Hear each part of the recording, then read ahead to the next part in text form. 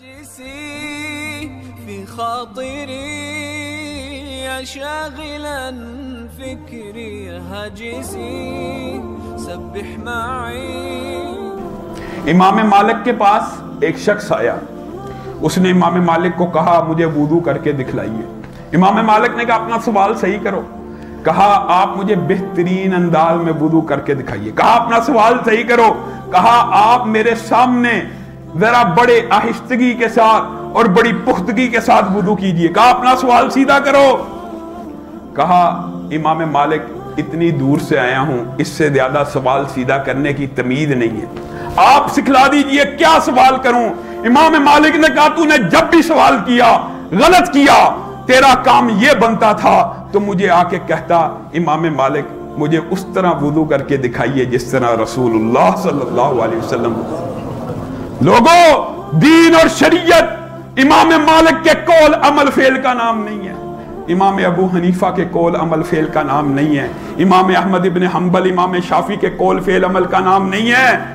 اٹھے عزیز پاکستان، حالت جنگ میں ہونے کے باوجود یہ بات افسوس اور دکھ کی ہے، کہنا چاہتا ہوں وہ لوگ جو ایک عرصے سے جن کو آپ نے پروموٹ کیا، جن کو آپ نے فیسیلیٹیٹ کیا، جو ریاست کو رہنما مان کر جہاد کے پرچم کو اٹھانے والے، آج حالت جنگ کے اوپر، آج حالت جنگ میں جب مسلمان لشکروں کو، جب اسلامی ریاست کو فوج کی، جہاد کی، لوگوں کی ضرورت ہے، آپ عین حالت جنگ کے اندر ان جماعتوں کے اوپر پابندیوں کو لگاتے ہیں.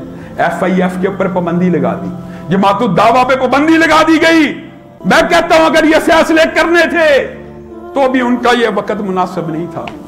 اگر یہ فیصلے کرنا آپ کے لیے کسی وجہ سے، کسی بیرونی پریشر کی وجہ سے ضروری بھی تھا تو یہ وقت نہیں تھا. اور آپ نے ان جماعتوں کے اوپر پابندی کی آڑ میں کل پورے ملک کے اندر کیا اعمال کیے آپ کو پتا؟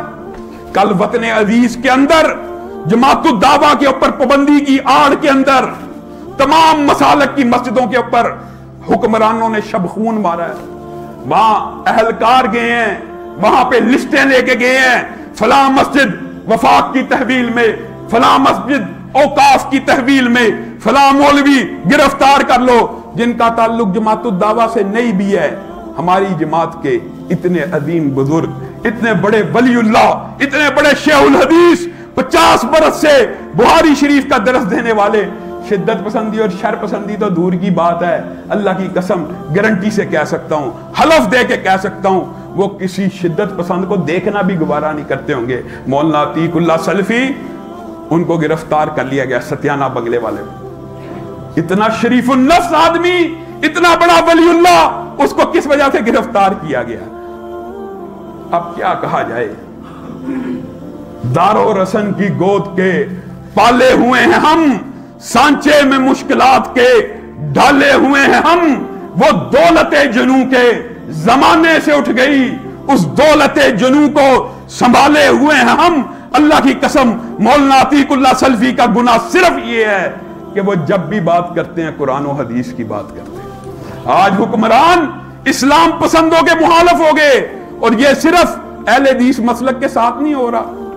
پابندی تو تم نے جماعت الدعوہ پہ لگائی، یہ جو بڑے بڑے مدارس دیوبند کے بھی آپ کے سامنے علماء بریلوی گرفتار ہیں. اب یہ بتائیے پابندی تو جماعت الدعوہ کے اوپر ہے، پورا مکتبہ بریلوی ان کے رہنماؤں کو جیلوں میں کیوں ڈالا گیا؟ 2 مہینے ہو گئے ہیں. ابھی نندن کو اجلت میں حربی کافر جنگی قیدی کو جو ملک کے اوپر حملہ کرنے کے لیے آیا، ملک کو نقصان پہنچانے کے لیے آیا، اس کو معاف کر کے آزاد کر دیا. تمہارے اپنے کلمہ گو مسلمان بھائی، تمہارے مسجدوں کے خطیب، تمہارے امام مسجد، تہجد پڑھنے والے، حلیہ کیسا؟ یہ بھی دکھ کی بات ہے. مولانا عتیق اللہ سلفی کو رنگے ہاتھوں پکڑ لیا گیا. کس طرح رنگے ہاتھوں جی؟ جیب سے مسواک برآمد ہوئی ہے. شرم نہیں آتی؟ سر سے پگڑی برآمد ہوئی. حلیہ بڑا مشکوک تھا، کیا تھا جی؟ ٹہنے سے اوپر شلوار تھی.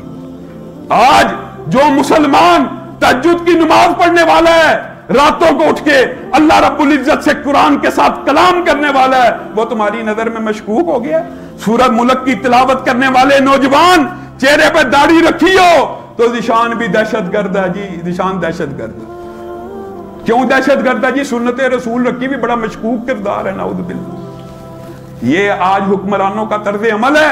اسلام دشمن پالیسیاں ملک کے اندر اس شدت کے ساتھ آ رہی ہیں، یقین مانیے سابقہ حکمران آج تک جتنے بھی آئے سارے بار کی پالیسیوں پہ چلتے رہے، لیکن جو تیزی میں آپ بھائیوں کو بھی کہنا چاہتا ہوں، اس حکومت نے آسیہ ملونہ کیس کے اندر، قادیانیت کی ہم نوائی کے اندر، اسرائیل منظوری کی تحریک کے اندر، اب مدارس کے اوپر شبہون مارنے میں، مساجد کو بند کرنے میں، علماء کو گرفتار کر کے، آپس کی بات ہے۔ کئی لوگ پھر بات کرتے ہیں علامہ صاحب آپ کیوں بریلوی کے بارے میں بات کرتے ہیں؟